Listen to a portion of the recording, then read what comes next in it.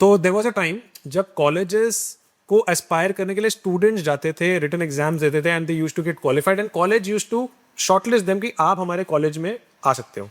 लेकिन अभी trend change हो गया। आज के डेट में कॉलेजेस स्टूडेंट्स के पीछे जा रहे हैं कि आप हमारे कॉलेज में हो, हमारा NAAC ट्रिपल प्लस पता नहीं क्या क्या जो कुछ भी आ रहा है। तो ये ट्रेंड चेंज हो गया and don't you think that that is giving a lot of entitlement and an attitude shift in the students? और कॉलेजेस को ऐसा क्या करना चाहिए कि कॉलेजेस आज की डेट में स्टिल अपना वो प्रेस्टीज मेंटेन करके रखे जिसके लिए स्टूडेंट्स लड़ते हैं? बिकॉज कॉलेजेस आज की डेट में एक मजाक बन के रह गए। What do you have to say about this? I think बहुत बड़ी चेंज की बात कर रहे हो ना, कि मतलब ये जो डिमांड कर रहे हो ना कि क्या कॉलेज क्या करना चाहिए, मुझे लगता नहीं कि कॉलेज कुछ बहुत कर पाएंगे उसमें। रीज़न ये है कि ये बिज़नेस है अपने आप में एक, राइट।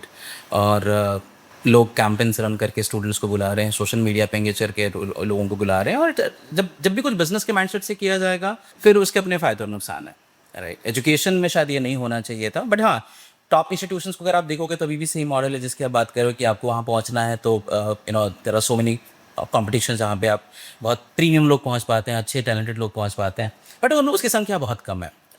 कितने लोग हैं जो IIT एम्स और XLI में पहुंच पाते हैं, लेकिन एक बहुत बड़ा मास है जो आपको एवरेज कॉलेजेस में पहुंच रहा है। और अगर आप देखेंगे तो चैलेंज भी उन कॉलेज के साथ ज़्यादा है वहाँ के बच्चों के लिए। सवाल ये है कि एडमिशन में एनर्जी के साथ साथ अगर आप अपने करिकुलम में भी एनर्जी में लेके आएँ, मतलब चेंज करें उसको, जो बदलाव करें। आई रिमेंबर मैं एक एजुकेशन बहुत टॉप लीडर को सुन रहा था एक प्रोग्राम में, तो उन्होंने एक बात बोली कि एक टाइम आएगा जब कॉलेजेस को अपने रुख के वजह से भुगतना पड़ेगा। सो उन्होंने एक सवाल पूछा ऑडियंस में कि कितने लोगों के पास बैंक अकाउंट है, तो सभी ना होते, ऑब्वियसली बैंक अकाउंट किसके पास नहीं है।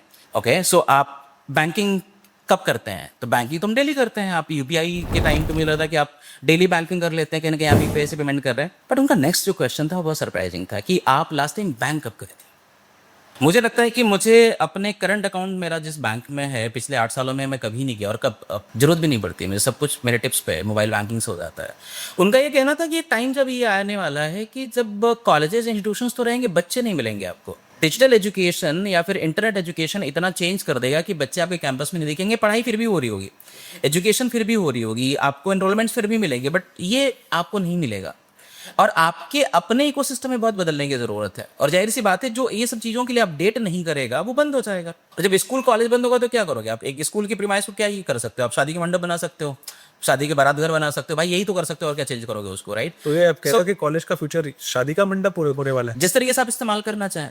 भाई प्रॉपर्टी कुछ तो नया तो करोगे। सवाल सिर्फ प्रॉपर्टी के इस्तेमाल का नहीं है, सवाल ये है कि आप अपने इकोसिस्टम में कितना बदलाव लेके आ पा रहे हो। एंटरप्रेन्योरशिप इस टाइम पे अभी आपको भले ऑप्शनल की तरह दिख रहा हो, लेकिन आने वाले दिनों में मैंडेटरी हो जाएगा। मैंडेटरी हो चुका है 9th के बाद के करिकुलम के अंदर। CBSE ने खुद बोला है, NCERT ने खुद बोला है कि इसको एक मैंडेटरी सब्जेक्ट बना दिया है आफ्टर 9th एंटरप्रेन्योरशिप 9th और 10th में CBSE में डाल दिया है, बाकी सारे इकोसिस्टम में आ गया। सवाल बस ये है ना सलून भाई कि दुख इस बात का है कि एंटरप्रेन्योरशिप अभी भी वो लोग पढ़ा रहे हैं जो क्वालिफाइड नहीं है, राइट। मुझे लगता है कि मैं इंस्टीट्यूशन और स्किलिंग एजुकेशन सिस्टम से बोलूँगा कि प्लीज़ अगर आपको सच में चाह रहे हो कि एंटरप्रेन्योरशिप पढ़ाना है किसी से, तो आप जिनको आप रख रहे हैं उनके साथ साथ आप कुछ नहीं तो फील्ड फाउंडर को रख लो जिसने स्टार्टअप्स बिल्ड किया है और फेल हो गया, 2 साल 4 साल चलाने के बाद फेल हो गया। वो आपको बहुत कुछ जानता है आप बिजनेस के बारे में, आपके बच्चों को ज़्यादा अच्छा नर्चर कर पाएगा, ज़्यादा सिखा पाएगा, ज़्यादा बेहतर ट्रेन कर पाएगा, राइट। आप उन बिजनेस मैच को रखो जो रियल में जो बिजनेस करके आ रहे हैं, राइट। मुझे लग रहा है कि आप एक बेहतर एंटरप्रेन्योरल माइंडसेट दे पाओगे स्टूडेंट्स के अंदर।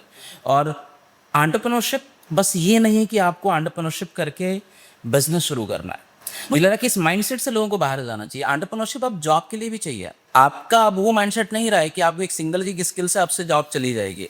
आपको अगर स्टार्टअप्स हायर कर रहे हैं, तो जो मैंने पीछे भी कहा था कि स्टार्टअप्स हायर करें तो उनको रजनीकांत चाहिए, तब उनको ऐसे लोग चाहिए जो मल्टीपल काम एक साथ कर रहे हैं, right.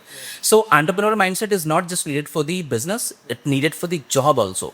And for that matter schools, institutions, कोई भी हो, अगर आप एंटरप्रेन्योरशिप में काम कर रहे हैं और आपके अंदर अगर आपके अपने इकोसिस्टम एक्सीलेंस हब्स बना रहे हैं, आप स्टार्टअप हब्स बना रहे हैं, आप इनक्यूबेटर्स बना रहे हैं, please make sure that you have the right people there, so that कि वहाँ से जो निकल रहे हैं वो अच्छे लोग निकलें। क्योंकि एजुकेशन सिस्टम ने बहुत बेड़ा गर्क किया है हमारे देश का। आज भी जो पुरानी चीज़ें की वजह से जो बच्चे पढ़ के निकले वो किसी काम के नहीं है। मुझे इस बात का दुख है कि जब ऐसे ही एंटरप्रेन्योरशिप भी पढ़ाया जाएगा तो ये भी किसी काम के नहीं निकले।